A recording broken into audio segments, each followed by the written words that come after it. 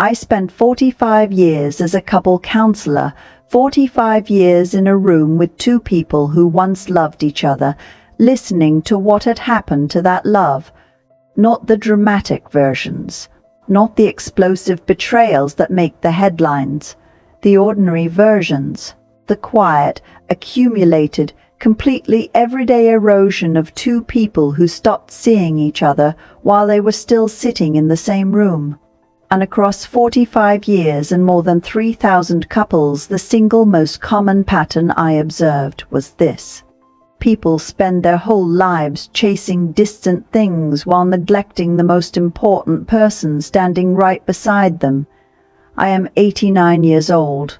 I have been thinking about this pattern for over half a century, and I want to talk to you about it today, not because I think you are a bad partner, or a negligent friend, or a selfish child. I want to talk to you about it because the pattern is so ordinary, so widely shared, so entirely human, that most people are inside it without ever having chosen it. They chose the career. That was a genuine choice, a necessary one in most cases, made for real reasons. But the career and its demands and the years of focus it required added up, incrementally, to 1,000 evenings where the person who loved them ate dinner alone, or put the children to bed alone, or fell asleep in an empty half of the bed and woke up in it again. The career was chosen. The distance was never decided. It accumulated.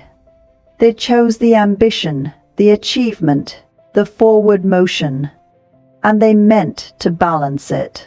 They fully intended to come back fully present when the particular urgent thing was over. But the particular urgent thing was never over. There was always a next one. And in the interval between this urgent thing and the next, the person who was waiting, who had been waiting for years, had quietly, finally, stopped waiting. And then one day the phone rings. Or they look across the kitchen table and discover that the person they love has become a stranger. Or they receive the news that the phone call they kept meaning to make can no longer be made. And in that moment, with a clarity that no amount of success or achievement can soften, they understand what was always more important, not what they were chasing, the person right in front of them, the one who was always right there. Who will not always be right there. Let me tell you about Graham and Elspeth. Graham and Elspeth came to me when they had been married for 22 years. They arrived, as many couples arrive, in the particular manner of people who have scheduled the work of saving their marriage the way they had scheduled everything else, with efficiency and the assumption that once attended to, the problem would resolve and normal operations could resume. Graham was a genuinely gifted man, not gifted in the sense of talent or intelligence only, though he had both, but gifted in the way that makes people believe in him, that makes rooms orient toward him when he speaks, that makes his attention feel like a gift when he offers it. He was, in his professional life, one of the most present and fully engaged people I have ever encountered. In his marriage he was elsewhere. Not deliberately, not cruelly, elsewhere in the ordinary way, half attentive, plans already moving forward in his mind, the reply to Elspeth's question already formulating before she had finished the sentence, the particular quality of listening that is really waiting to speak. Elsewhere in the way that a person who is constitutionally drawn toward the next thing, toward what can be built and achieved and brought into being, is simply and continuously elsewhere when the thing in front of him does not require the same quality of forward building. Elspeth did not require forward building. Elspeth required being seen, not constantly, not dramatically, not in ways that would have cost Graham anything real, simply seen, the way you see someone when you look at them, specifically as the person they actually are rather than as the person who shares your life. Heard in the way that means their words reached you rather than bounced off the surface of your ongoing internal agenda. What I observed across the sessions with Graham and Elspeth was something I had observed many times before, and that never became less heartbreaking for its familiarity. Elspeth did not want Graham to be less ambitious. She did not want him to be different from who he was. She wanted him to look at her the way he looked at the things he was building. To offer her, for 10 minutes at the end of a day, the quality of attention he gave to the problem he was solving at 3 in the afternoon. That is not a large ask. In my experience of 45 years, it is almost never a large ask.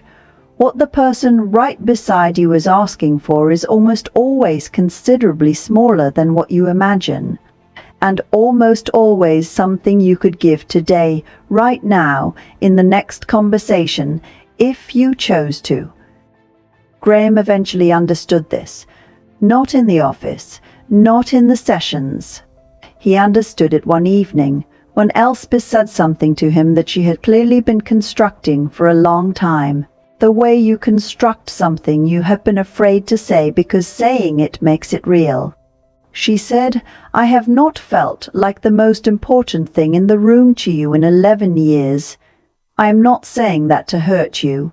I am saying it because I am not sure how much longer I can stay in a room where I am not." Graham told me later that those words rearranged something fundamental in him. Not because he had not known there was a problem, he had known, but the specific precision of 11 years and the quiet plainness with which she said it, the complete absence of drama in a sentence that contained an enormous amount of grief, made the abstract concrete in a way that no amount of couples counseling had quite managed. He began from that evening to look at Elspeth the way he looked at things he was building, to offer her the specific, genuine, undivided quality of attention that she had been waiting 11 years to receive. They stayed together. They rebuilt something that they are both, I believe, very glad they did not lose. But Graham has said to me, in the years since our work together ended, that the thing he most regrets is not the 11 years of being elsewhere. It is that he required 11 years and a confession like that one to understand what was always right in front of him. 3 things. From 89 years of living and 45 years of watching people lose what was always most important. First, presence is a choice made daily. This is the thing that the pattern of neglect most obscures. It presents itself as the absence of something, as a kind of emptiness, as a thing that happened by default.